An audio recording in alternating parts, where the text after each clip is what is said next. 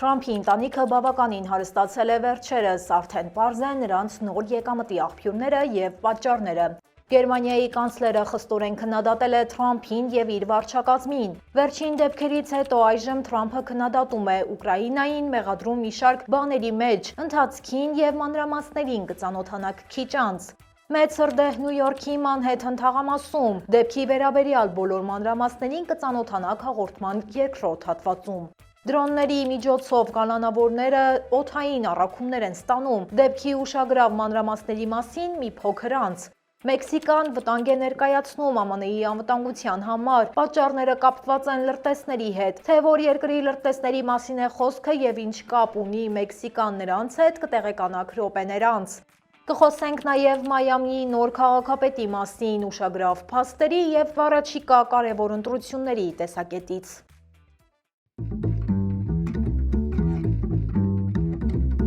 Բարև ձեզ, դուք միացել եք Glendale News-ին, ես Լենա Կարապետյանն եմ և ինչպես միշտ ձեզ կպատմեմ Միացյալ Նահանգներում տեղի ունեցող ամենաքննարկվող իրադարձությունների մասին։ Մեզ աջակցելու համար պարզապես բաժանորդագրվեք մեր ալիքին, դա լիովին անվճար է և ձեզանից կխլի ընդամենը 1 վայրկյան։ Ի դեպ չմոռանաք գրել, թե որտեղից եք հետևում մեզ, իսկ մենք անցնենք օրվա թեմաներին։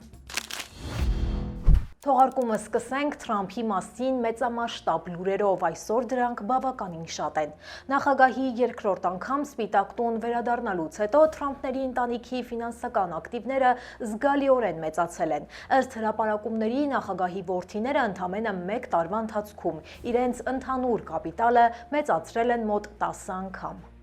Տվյալները ցույց են տալիս, որ հատկապես Էրիկ Թրամփի ունեցվածքն է արագ աճել, հասնելով շուրջ 400 միլիոն դոլարի։ Մեծ եկամուտների աղբյուր են դարձել ֆինանսական և կրիպտո նախագծերը, որոնցում Թրամփի որդիները հանդես են գալիս որպես ներդրողներ և համահիմնադիրներ։ Նշեմ նաև, որ նախկինում Թրամփի որդիները համեմատաբար համեստ ակտիվներ են կառավարել, որոնք հիմնականում հիմնված էին անշարժ գույքի և ընտանեկան բիզնեսի վրա։ Սակայն կրիպտո շուկայի աճը, ինչպես նաև Թրամփի քաղաքական վերադարձը ըստ փորձագետների մեծացրել են նրանց ազդեցությունն ու եկամուտները։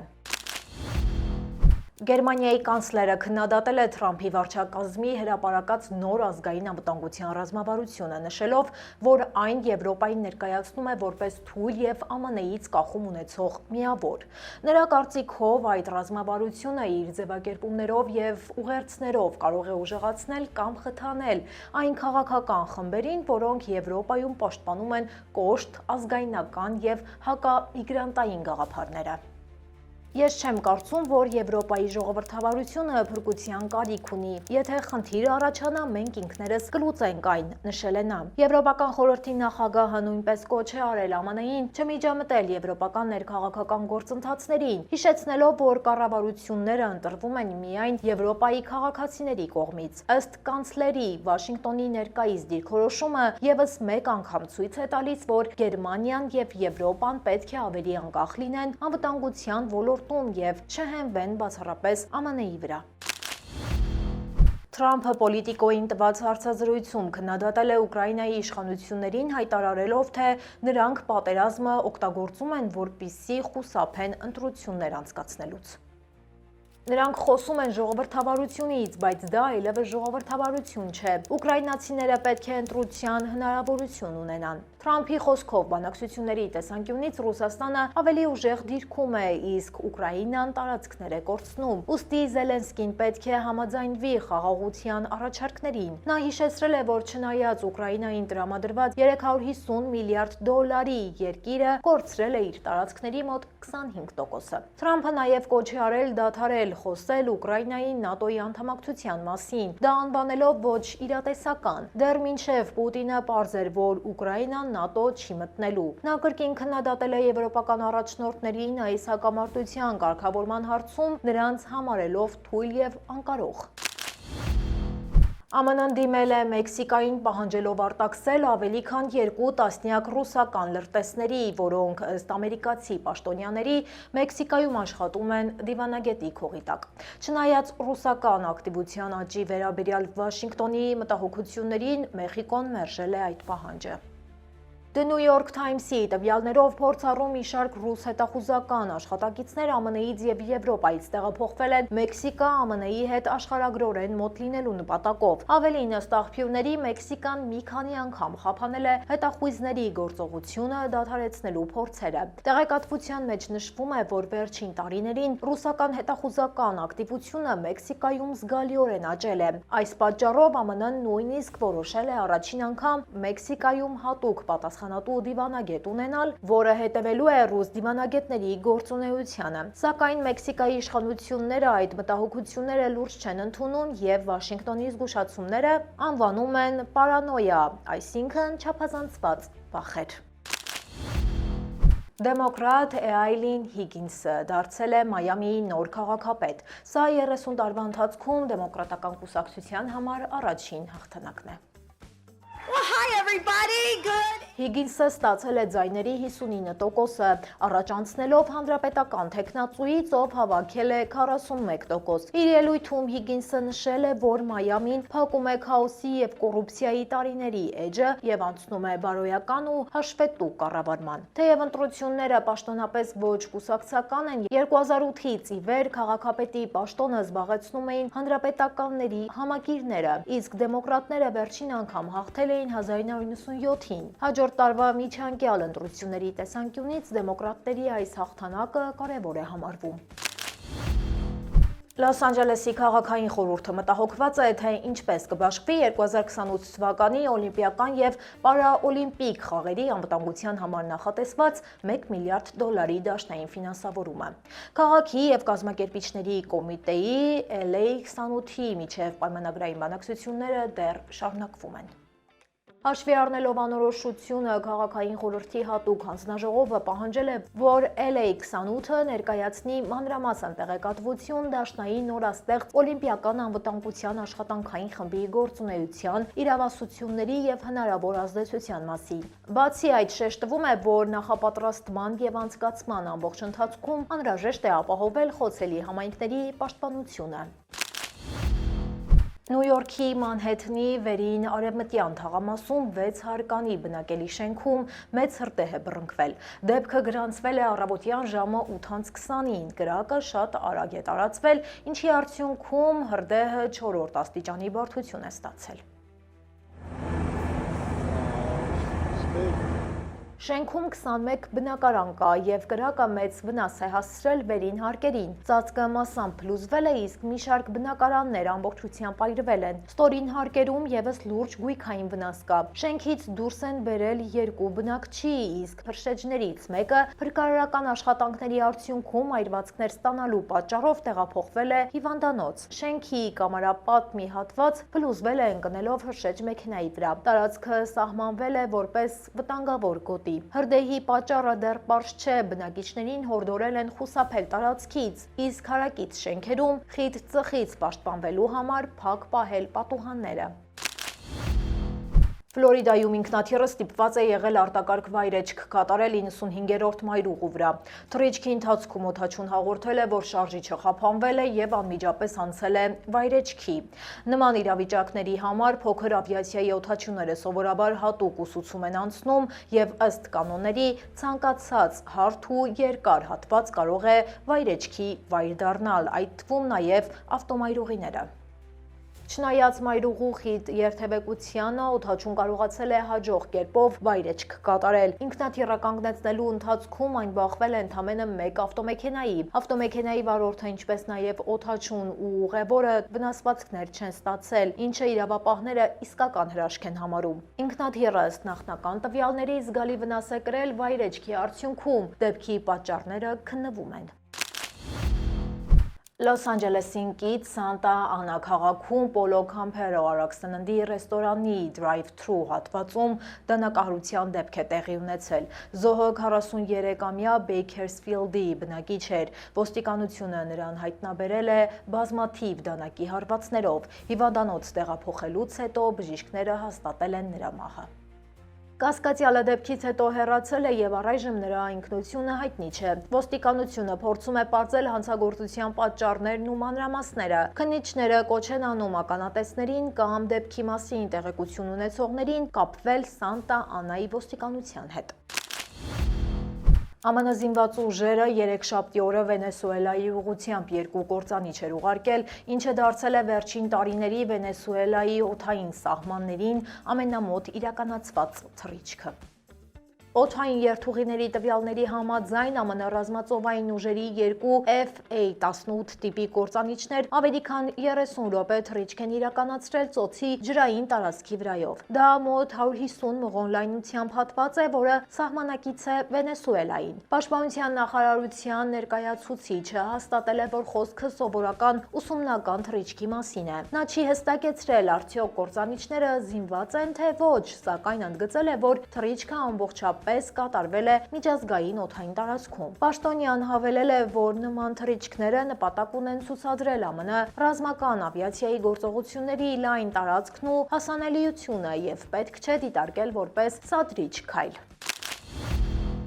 Վաշինգտոն նահանգում առնվազն 4 գետ արդեն գտնվում են խոշոր ջրհեղեղի կարգավիճակում, իսկ եւս 11 գետեր կարող են դուրս գալ ափերից հաջորդ օրերի ընթացքում։ Դա տեղի է ունենում մթնոլորտային գետի, այսինքն atmospheric river-ի պատճառով, որը շարունակում է ուժգին տեղումները նահանգի վրա։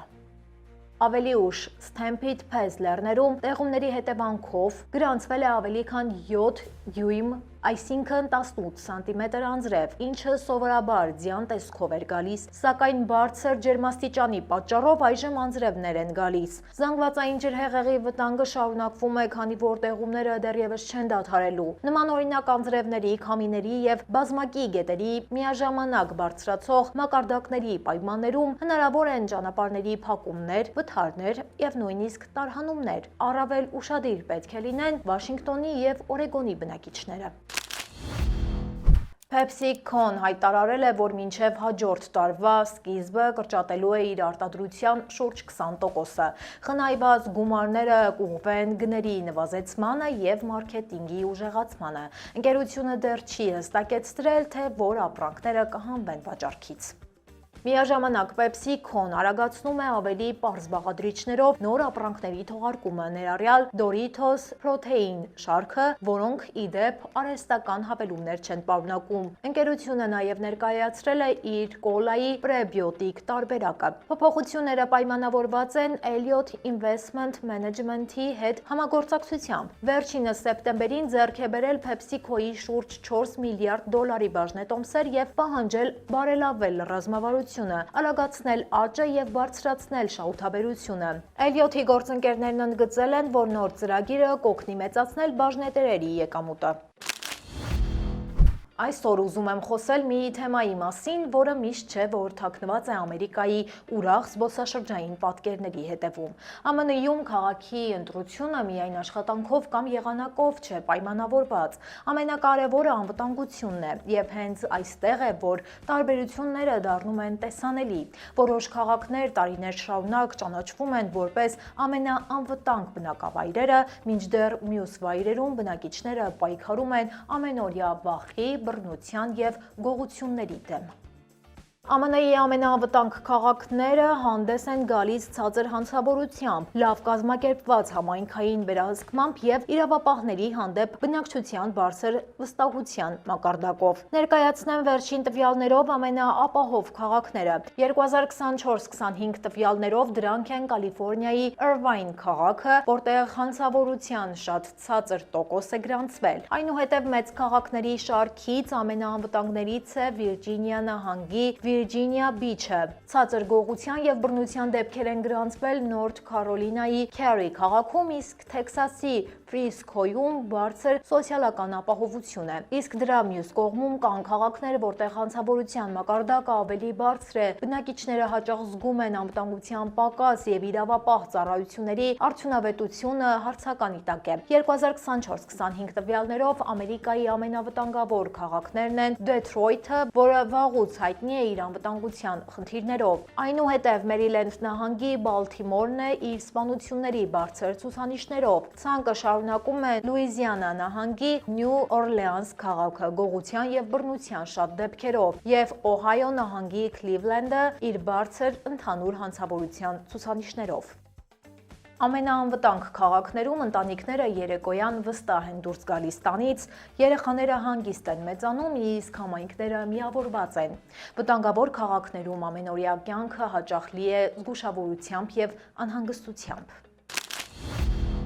Ֆլորիդայի նահանգապետը մամուլի ազատության եւ քաղաքացիական իրավունքների ուղղությամբ գործող ԱՄՆ-ի ամենամեծ մուսուլմանական կազմակերպություններից մեկին CAIR-ին տրամադրել է արտասահմանյան ահաբեկչական կազմակերպության կարգավիճակ։ Ընդունված հրամանագրով նույն կարգավիճակն է ստացել նաև մուսուլմանական եղբայրությունը։ Այդ քայլը հաջորդում է Թեքսասի նմանօրինակ որոշմանը, սակայն ոչ CAIR-ը, ոչ էլ մուսուլմանական եղբայրությունը ներառված չեն ԱՄՆ դաշնային կառավարության ահաբեկչական կազմակերպությունների պաշտոնական ցուցակում։ CAIR-ը հայտարարել է, որ որոշումը հակասահմանադրական եւ զրպարտչական է եւ պատրաստվում է դատական հայց ներկայացնել, պահանջելով կարգավիճակի չեղարկում։ Հիշեցնեմ, որ CAIR-ը հիմնադրվել է 1994 թվականին եւ ԱՄՆ-ում ունի շուրջ 25 մասնաճյուղ։ Իսկ մուսուլմանական եղբայրությունը, որը ստեղծվել է մոտ 1 դար առաջ Եգիպտոսում, հայտարարել է, որ հրաժարվել է բռնությունից եւ գործում է ընտրական եւ խաղաղ մեթոդներով, մինչդեռ մի շարք ավտորիտար կառավարություններ այն վտանգավոր շարժում են համարում։ Ի պատասխան X սոցիալական հարթակի նկատմամբ սահմանված $140 միլիոն տուգանքի Մասկը կոչ է արել լուծարել Եվրոպական միությունը։ Նրան միացել են նաև Թրամփի վարչակազմի մի շարք բարձրաստիճան պաշտոնյաներ, ովքեր նույնպես քննադատել են տուգանքի վերաբերյալ ԵՄ-ի որոշումը։ Եվրոպական հանձնաժողովը ուրբաթ-օրը հայտարարել է խոշոր տուգանքի մասին, նշելով թվային ծառայությունների ակտի մի քանի խախտումներ։ ԵՄ-ն X հարթակին մեղադրում է նրանով, որ կապույտ ստուգման նշանի ներկայիս ձևավորումը կարող է մոլորեցնել օգտատերերին, որովհետև այն այլևս հստակ ցույց չի տալիս հաշիվը իսկապես ստուգված է, թե ֆեյք է։ Բացի այդ, X-ը չի կատարել գովազդների եւ բովանդակության վերահսկման վերաբերյալ թափանցիկության պահանջները եւ վերջապես հարթակը չի տրամադրել այն հանրային տվյալները, որոնք անհրաժեշտ են հետազոտողներին, ովքեր ցանկանում են ուսումնասիրել, թե ինչպես է X-ը տարածում տեղեկությունը եւ ինչպես է ազդում հասարակական քննարկումների վրա։ Այժմ եկեք տեղափոխվենք մեր Facebook-յան էջ, որտեղ ունենք հրապարակումներ, որոնք վստահ եմ, որ կհետաքրքրեն ձեզ։ Վերջին ամիսներին միջաստղային Free Atlas գիսաստղը մտել է արեգակնային համակարգ, դառնալով ընդամենը երրորդ օբյեկտը, որի ծագումը կապվում է գալակտիկայի այլ հատվածների հետ։ Նրա այցելությունը մեծ հետաքրքրություն է առաջացրել գիտնականների եւ տիեզերասերների շրջանում։ Գիսաստղի վերջին լուսանկարները հրապարակվել են NASA-ի Hubble հեռադիտակի շնորհիվ։ Չնայած որոշ ենթադրություններին, որևէ ապացույց չկա, որ օբյեկտը կարող է կապ ունենալ այլմոլորակային տեխնոլոգիայի հետ։ Կոնգրեսական Ժասմին Քրոքեթը իր սենատական արշավը սկսել է տեսահոլովակով, որտեղ օգտագործված են Թրամփի իր հասցեին հնչած վիրավորանքները։ Նա պարզապես լսում է այդ խոսքերը եւ ժպտում, այնուհետև հայտարարում իր արշավի մեկնարկի մասին։ Քրոքեթը համարվում է դեմոկրատների կտրուկ դեմքերից մեկը, ով լայն լսարան ունի եւ թունդ քննադատություններ է ուղղում հանրապետականներին։ Հատկապես Թրամփի վերաբերյալ նա հաճախ կոշտ արտահայտություններով է հանդես գալիս։